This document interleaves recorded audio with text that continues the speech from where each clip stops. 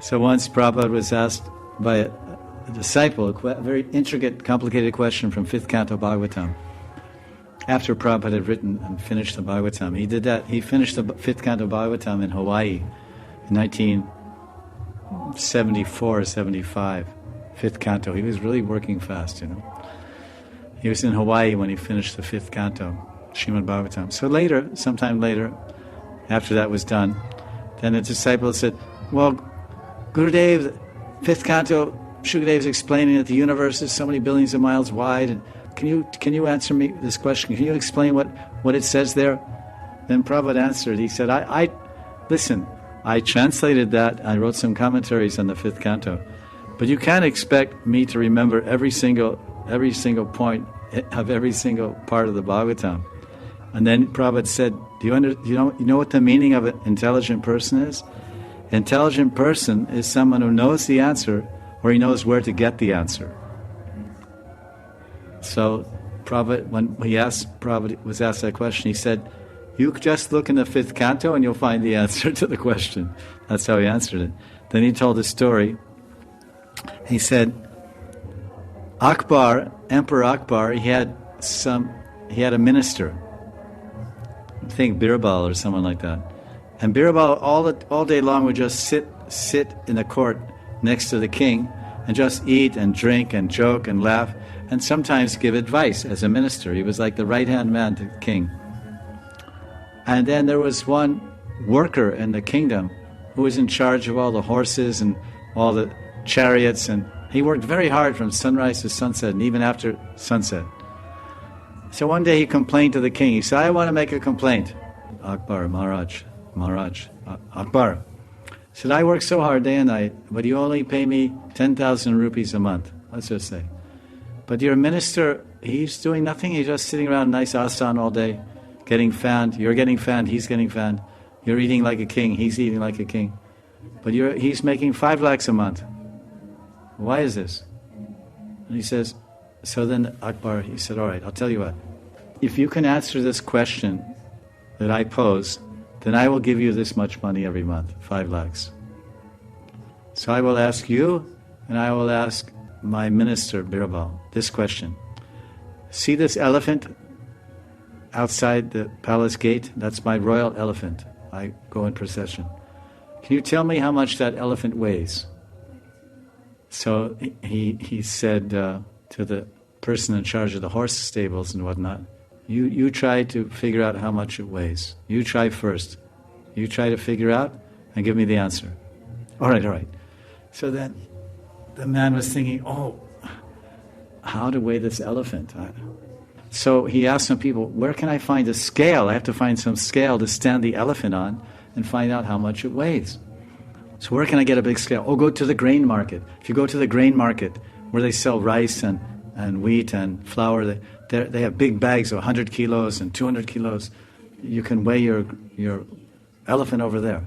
So he took the elephant and walked to that part of town where the grain market was, rice and wheat and flour and all these things. And he walked up with the elephant and said, do you have any scale I can put the elephant? I said, get out of here. You're crazy. It's impossible. It's impossible to weigh an elephant. What are you talking about? So I said, then he asked somebody, anywhere where they have big scales? Go to the lumber. Go to the lumber, the wood section where they sell wood and chopped up trees and things. They have big scales. You can buy 500 kilos of chopped up wood for making fires and yagyas and whatnot. So he took the elephant there. No success. So he went, and then they said, no, this is a small area. You should go to Delhi. You take the elephant to Delhi. This is Agra. Akbar was living in Agra. You go to Delhi, big city, that big scales. So he went there, no success. So after 10 days, he brought back the elephant. The elephant was starving. And then he couldn't feed him. He didn't have any money to feed him. So the elephant got back, and then the king said, so, you've been gone for 10 days with my royal elephant? Have you weighed the elephant?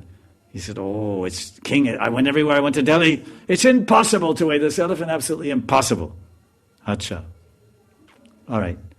So now, he said, so you go back to the stables and come back this evening. All right? Okay. So then he said, Akbar said to his minister, Birbal, so can you weigh the elephant? He said, yes, sir. By your grace, I will try.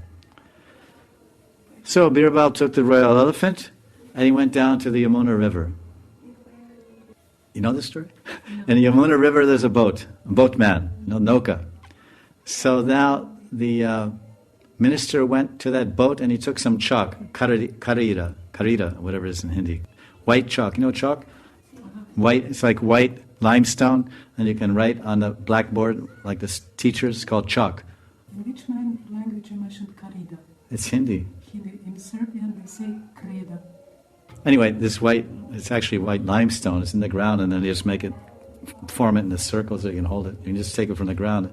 Here in the market, you can buy it just like a rock. It's like a rock. It's limestone. It's a rock. So on that boat, then he took this chalk. The boat was in the water, and was sitting down in the water like this. He put some heavy mark there.